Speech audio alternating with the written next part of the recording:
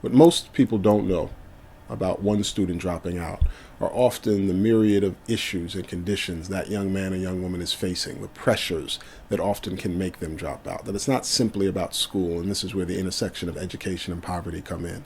But at times they feel they need to have a job to keep the lights on in their house or food on the table. Often they're being pressured at home that school is not the right thing for them. Sometimes they may be dropping out because they're undocumented, and we've had that experience with our young people. And they say, well, what's the point if I can't go on to college afterwards? We have young people who have questioned being in school because they've been gay or lesbian and have felt ostracized within the school and felt like they didn't have a home. We've had young people who have contemplated dropping out because they just haven't felt engaged by the school. But there are also all these other things that come in terms of identity, in terms of poverty, in terms of the experiences that young people face that often can affect whether they stay in school or whether they drop out. What most people don't know about students dropping out is that it is a process that occurs over several years, not a decision the child just wakes up and says, you know what, I'm not going back anymore. It rarely occurs like that. That is that there are signs that start occurring early. For example, I'm in middle school and I still can't read. I've been retained. I'm 15 now. I'm still in the 8th grade. Or it's a sign, it starts with just missing a few days, and next thing you know, more and more days, or you've been suspended, and then now you come back and you're behind, you get suspended again and you're further behind. You know, there's so many different things that are contributing to this ultimate departure from school, this exit from school. And that's what I mean about a process. It's not an event. That you could say, if we simply got them on the day when they dropped out, we could reverse it. It's not that simple.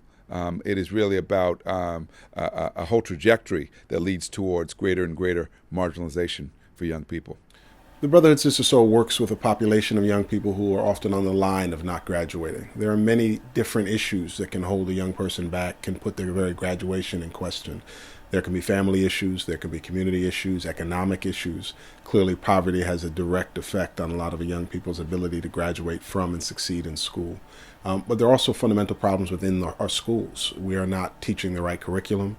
Our teachers are not being prepared to engage with our young people. We don't have the kind of continuing education that teachers need to continue to be excellent, educators. The school model is one that has not been updated in all too many years.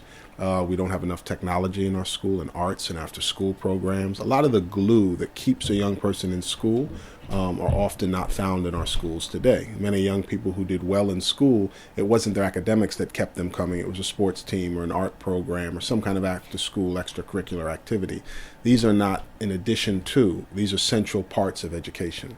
I think, too, we've really lost focus on what we're trying to teach young people in our classrooms. We've lost focus on the core responsibility of educating a citizenry to be able to contribute, to be innovative thinkers who find solutions to problems, who can really be the workforce that we need in this time. And instead, we're educating young people for jobs that don't even exist anymore. And so a lot of young people drop out of school because they don't see school as being something beneficial to them. A lot of them drop out because they don't find educators who truly care about them.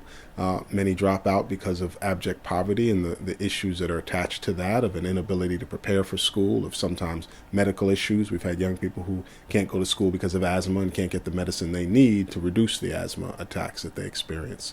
We have young people who don't go to school because they've bought into this ridiculous idea propagated by the media that they can just kind of come up with a get-rich-quick scheme, and they're going to be some type of mogul or somebody in the entertainment business who doesn't need school.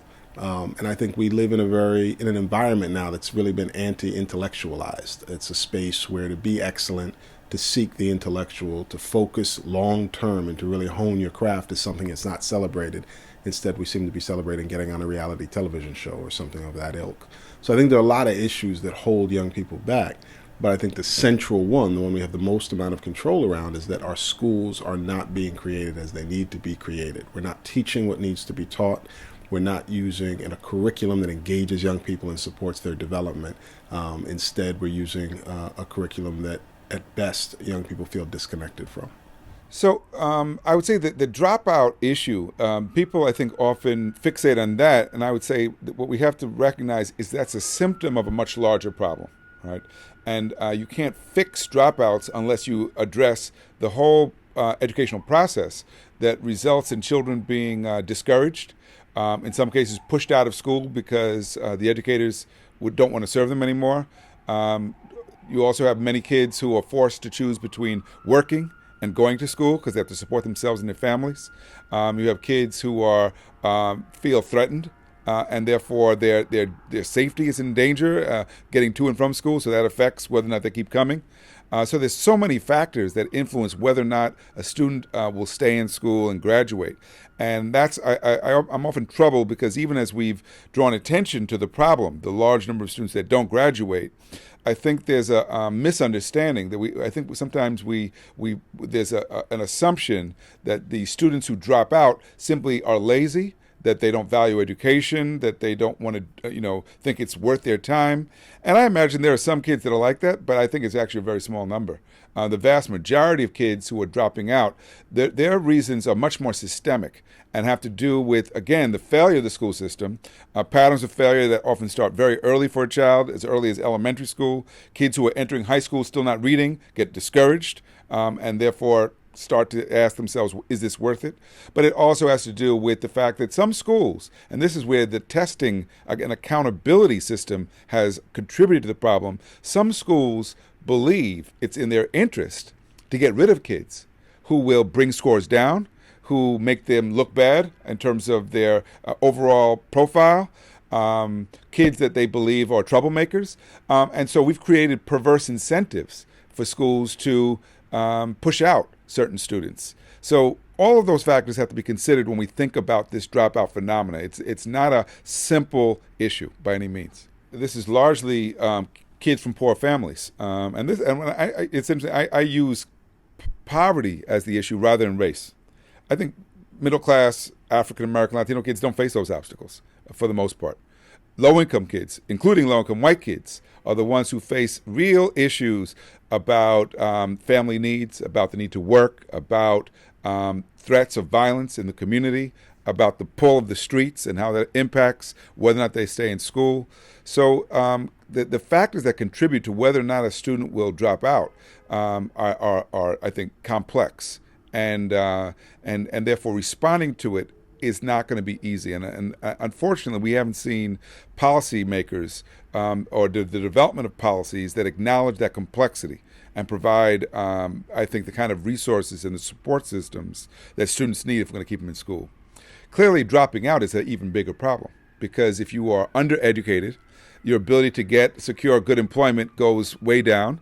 More than likely, you're going to be either stuck in low-wage employment for the rest of your life, if you even find a job. Many cases, we have people without high school diplomas who are chronically unemployed. And those people often are drawn to the illegal economy to support themselves because they have no other alternative. And so in this way, the failure of our schools, the failure of our ability to graduate larger numbers of young people contributes to crime, and it contributes to large-scale unemployment and poverty, and it contributes to the overall degradation of our communities. And therefore, it has to be seen as a key piece of the larger systemic failures and systemic problems facing poor people, and particularly in urban areas.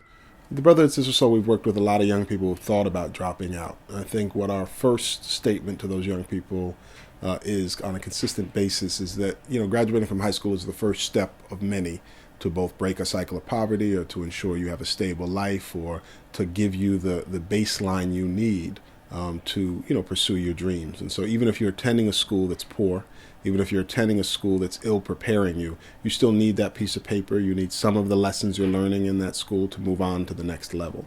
And if you do drop out of school, the chances of your success will be greatly diminished. And so what we try to say to our young people is that we try to be very honest with them. And if they are in a school that's crumbling, we're honest with them about that. If they're in a school that's not educating them properly, we're honest with them about that.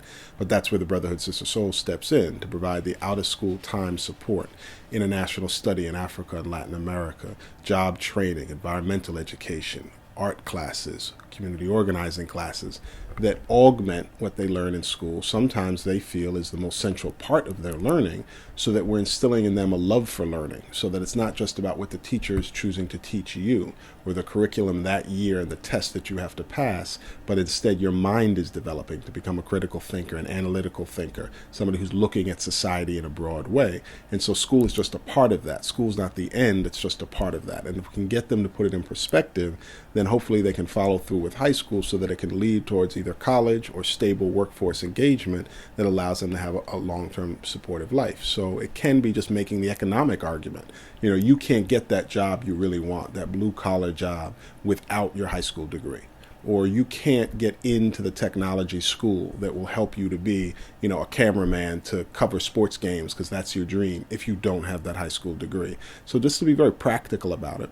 And then also to try to cut through some of the teenage angst that exists around schools. That sometimes when they say there's nothing for me to learn in school, of course that's ridiculous on its face. There's plenty of things to learn in school. Even in a poor and crumbling school, there often are some good teachers or people who are really focused on our young people. And so to find those teachers, to find the people who will engage with them, what are the opportunities in your school you can utilize? So I think it's not an either or. A lot of times in this conversation around education, people talk about one central point that means the success of a child, or one central point that means the dropping out of a child.